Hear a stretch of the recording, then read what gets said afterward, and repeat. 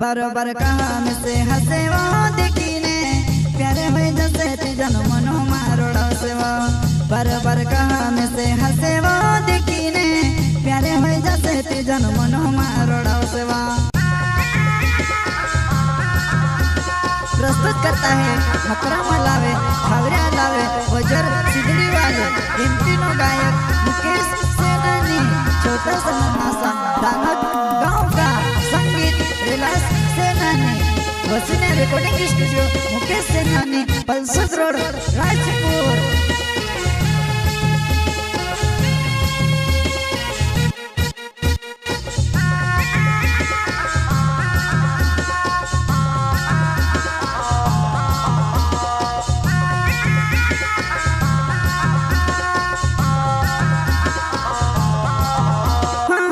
बरोबर काम से हसे वो देखीने प्यारे हुए जैसे तीजन मनो मारोड़ा से वो बरोबर काम से हसे वो देखीने प्यारे हुए जैसे तीजन मनो मारोड़ा से वो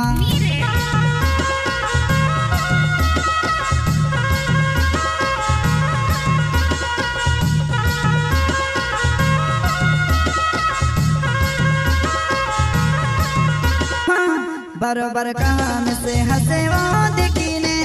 प्यारे हुए जैसे तीजन मनो मारोड़ा से वो बरोबर काम से हसे वो देखीने प्यारे हुए जैसे तीजन मनो मारोड़ा से वो मनो मारोड़ा से वो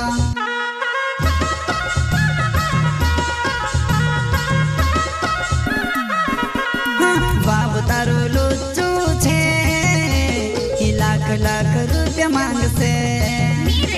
बाबू तारो लुच्चू छे लाख लाख रुपया मांग से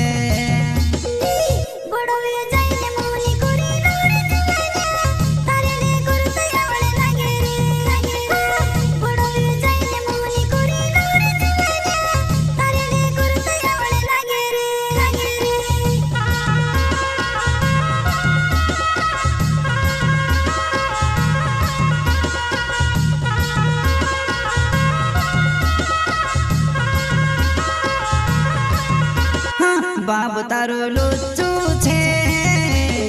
लाख लाख रुपया मांग से